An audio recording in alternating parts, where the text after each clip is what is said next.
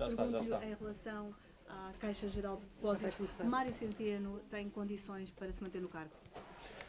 Eu creio que é hoje claro para a maior parte das pessoas que seguiram este assunto com atenção que o Ministro das Finanças está muito fragilizado e creio que o próprio Primeiro-Ministro é afetado nesta matéria porque o Governo tratou toda a questão da Caixa Geral de Depósitos mal, começou mal a tratar deste assunto assim que começou a preparar a substituição da anterior administração no início do ano passado, ainda em 2016, e praticamente 2016 foi um ano perdido para o Banco Público, que só teve uma nova administração agora, há uma semana, quando o Dr. Paulo Macedo tomou posse como Presidente da Caixa. Nesse interim, o que ficou foi uma história, que é uma história que creio não fica bem, nem a quem foi convidado e exerceu as funções de Presidente da Caixa Geral de Depósitos durante este período de tempo, nem ao Ministro das Finanças, que tem uma responsabilidade direta na condução de um processo que foi mal conduzido, manifestamente. Mas o PSD considera que o Ministro se deve demitir? O PSD nunca pediu, tanto quanto a minha memória alcança, a demissão de membros do Governo. Os membros do Governo têm a confiança do Primeiro-Ministro. E ao Primeiro-Ministro tem de saber se pretende mexer na sua equipa ou não, se há algum membro do Governo que precise ser substituído ou não. É uma avaliação que ele fará. Agora, parece-me evidente que o Ministro das Finanças está muito fragilizado. É inequívoco que tentou esconder ao Parlamento e aos portugueses compromissos que assumiu em nome do Governo, com uma equipa que tomou posse dos destinos da Caixa por alguns meses. É hoje claro que, porque esses são os factos, que o Governo fez, sob proposta do Ministro das Finanças, uma lei à medida dessa administração que convidou, e, portanto, está feita a prova e a demonstração de que havia um compromisso para retirar a Caixa Geral de Depósitos e os seus administradores da vigência das regras que existem para todos os responsáveis, gestores da órbita do Estado, dos gestores públicos. Foi assumido até por um secretário de Estado das Finanças que o propósito era exatamente esse, era que as regras que se aplicam aos gestores públicos não se aplicassem àqueles gestores que tinham sido escolhidos, no que implicava em matéria remuneratória, no que implicava em matéria de apresentação de declarações ao Tribunal Constitucional. Isto é público. Mas partilha da opinião do CDS de que o Ministro Mário Centeno mentiu ao Parlamento? A mim parece-me muito evidente que a história que o Ministro Centeno contou não corresponde à verdade dos factos que nós observamos. E, portanto, quando é assim, custa muito dizer a palavra, porque não... custa-nos sempre, quando se trata de figuras públicas, de ministros ou de um primeiro-ministro, estar a dizer que mentiu. Mas, verdadeiramente, não parece que ele tenha grande pejo em faltar à verdade dos factos. E isso, sim, parece-me bastante lamentável. Era preferível que o Governo assumisse com clareza aquilo que fez, porque isso hoje está à vista de todos. O Governo procedeu mal, devia reconhecer isso e pedir desculpa por isso, porque realmente esta é uma história. Essa é uma história. Qualquer outra consequência é uma consequência que só o Primeiro-Ministro pode tirar. Mas e, portanto, o Ministro manteve total parece-me confiança evidente. no Ministro Mário E, Centeno. portanto, parece-me, pois isso é com ele. Não sou eu que vou pedir a demissão do Ministro. Se o Primeiro-Ministro acha que pode ter na sua equipa uma pessoa que falta à verdade, que conduz de uma forma tão desastrosa o processo como ele conduziu, isso é com o Primeiro-Ministro. Mas não são tricas políticas para o PSD? Não parece que o Ministro fique em condições de ter força política, de ser respeitado, de ter a credibilidade que o Ministro das Finanças deve ter. Com o Primeiro-Ministro a desvalorizar a questão e também membros do PSD a desvalorizar a questão, como Manuel Ferreira Leite, para o PSD isto são tricas políticas ou não? Não vejo como é que se possa considerar a situação que se viveu com a Caixa Geral de Depósitos como uma questão de trica política. Então nós tivemos a Caixa Geral de Depósitos, que é o principal banco do país, praticamente um ano sem administração. Tivemos todo o processo de recapitalização da Caixa, que o Governo considerava que era urgentíssimo, ainda por concretizar. A primeira fase que foi realizada há muito pouco tempo não implicou sequer a injeção de dinheiro novo. Na prática, ainda estamos a viver da recapitalização que o meu governo fez em 2012. Até à data ainda não há nem €1 de novo colocado na Caixa Geral de Depósitos. Houve a conversão de híbridos financeiros em capital, mas foi dinheiro que o meu governo lá pôs na altura. É tão simples quanto isso. Houve outras participações sociais que foram convertidas em capital, mas tudo isso não é dinheiro novo. Ainda não entrou €1 na Caixa Geral de Depósitos, desde que este governo tomou posse. E quem ouça o Primeiro-Ministro... Diz que não vai E pedir quem ouça, admissão, deixe-me só concluir isto, e quem ouça ao Primeiro-Ministro ou o Ministro das Finanças dá a impressão que a recapitalização da Caixa está feita e que havia um grave problema que tinha sido ocultado ao país, quando é exatamente ao contrário. O grave problema é o Governo não conseguir resolver as coisas, encontrar uma forma que eu acho que, para usar uma linguagem que toda a gente percebe, é uma forma manhosa de tratar os assuntos. É assim, é uma manhosice, é não assumir aquilo que se faz, tentar esconder, mesmo quando as coisas são evidentes, disfarçar, fazer de conta, negar, dizer que não, e depois esperar que isso possa inspirar confiança nas pessoas. Não inspira. E não Ora, isto não é trica recuperar nenhuma. esse assunto. Diz que não vai pedir admissão do ministro Não Mário vou, Centeno, com certeza. mas Paulo Rangel pediu essa admissão e também do secretário de Estado Mourinho Félix. Concorda com as palavras dele? A senhora já me fez a pergunta se eu ia pedir admissão e eu já disse que não. Não vou fazer comentários sobre aquilo que outras pessoas possam dizer, por mais que as aprecie e aprecio muito a forma como o Dr. Paulo Rangel intervém no espaço público. Mas eu sou presidente do PSD. E como presidente do PSD, eu não tenho memória de um presidente do PSD estar a pedir admissão de ministros. E, portanto, acho que o Dr. Paulo Rangel, como muitas outras pessoas, olha, como muitas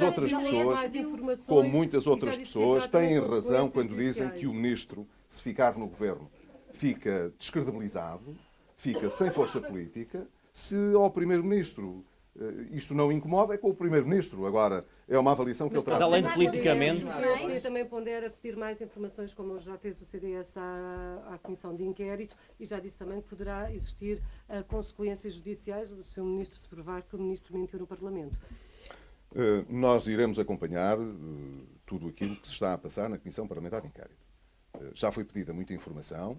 Pela primeira vez houve uma decisão judicial que deu razão à Comissão de Inquérito, remetendo, portanto, a obrigação, quer para o Ministério das Finanças, quer para a Caixa Geral de Depósitos, de fornecer os elementos que foram pedidos pela Comissão Parlamentar de Inquérito. Aguardamos, dado que essa ainda não é uma questão que tenha transitado em julgado, ainda há possibilidade de recurso e, portanto, estamos a aguardar o desfecho desse processo. Mas é muito importante que tenha havido já, no Tribunal da Relação, uma decisão dizendo que era importante que a informação fosse disponibilizada à Comissão Parlamentar de Inquérito. Percebemos que o CDS esteja a pedir mais informação relacionada com esta matéria da troca de correspondência e, portanto, se quiser, dos compromissos que possam ter sido assumidos entre o Ministro das Finanças e o Governo e a equipa da Caixa que se demitiu.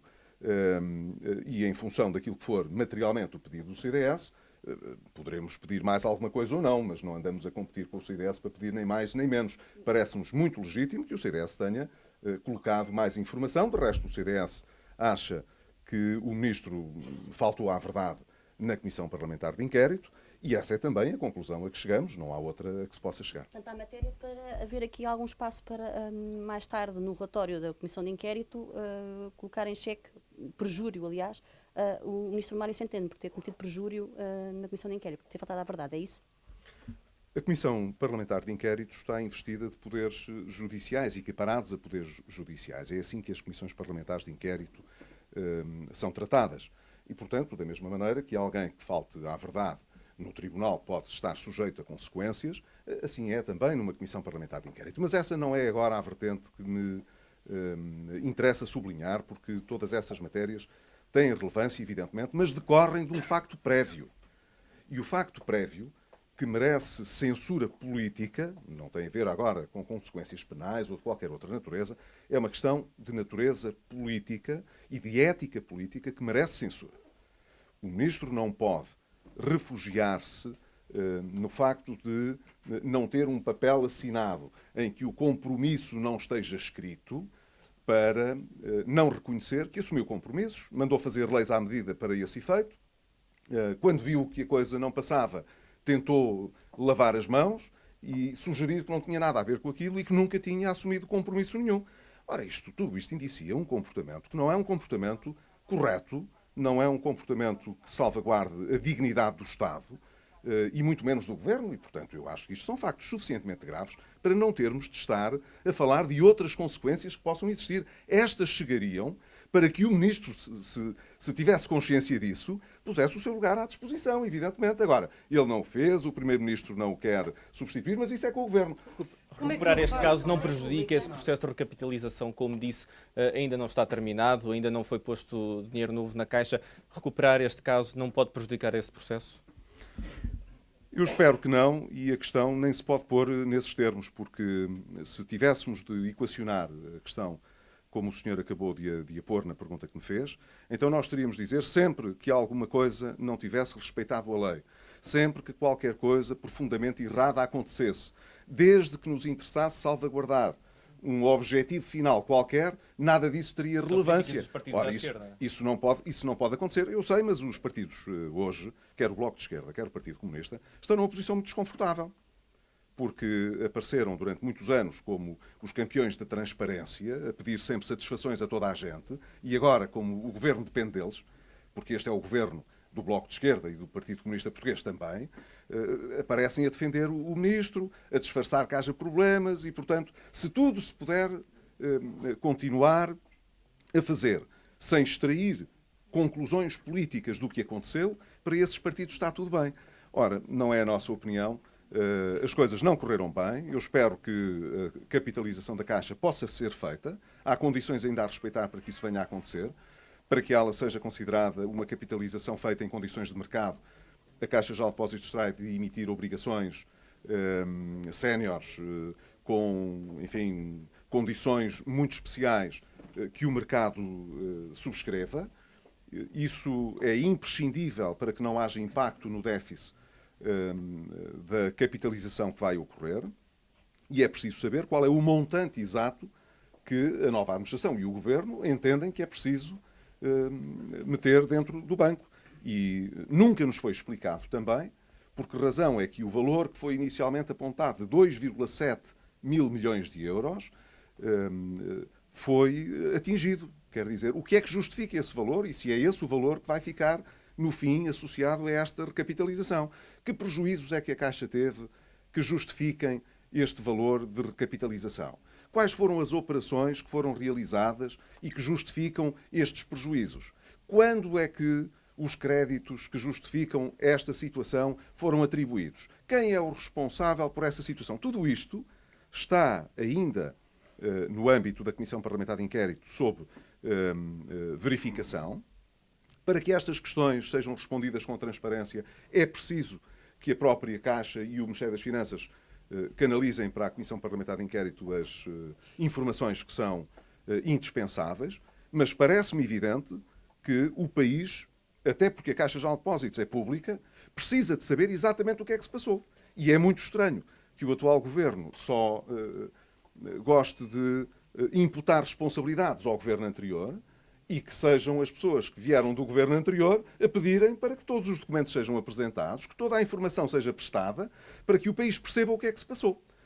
E eu não adiantarei mais sobre esse caso, exceto recordar que quando o PSD chegou ao Governo com o CDS em 2011, a situação financeira do país era de uma pré-bancarrota e, como não é de espantar, a maior parte dos bancos portugueses estava em grandes dificuldades. E essa foi a razão, porque foi utilizada uma parte do financiamento que a Troika disponibilizou ao país para ajudar à estabilização financeira dos bancos. O problema nos bancos portugueses, portanto, não foi gerado nos últimos 4 anos, foi gerado nos anos anteriores que precederam o resgate do país e a ruptura financeira.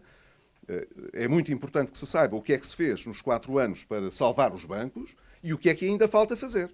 mas nunca esquecer aonde é que o problema começou. Como é que viu o facto do Presidente da República ter sido em defesa do Governo em toda esta polémica? Não vou fazer nenhum comentário sobre isso, porque, como sabe, eu não sou comentador político nem analista político. O Sr. Presidente da República atua de acordo com as suas competências e com aquilo que acha que deve presidir às necessidades do seu magistério presidencial e, portanto, não vou fazer nenhum comentário sobre isso. Está estranho é que ele tenha referido que não havia prova escrita, portanto, este caso não merecia tanto... Eu não comento o Presidente da República, não leva mal e, portanto, o Sr. Presidente da República dirá aquilo que entender. Eu não vou fazer nenhum contraponto, nem nenhum comentário àquilo que são as intervenções do Sr. Presidente da República. A nossa preocupação é sempre fazer a afirmação daquilo que são as nossas interpretações, as nossas posições sobre aquilo que se passa.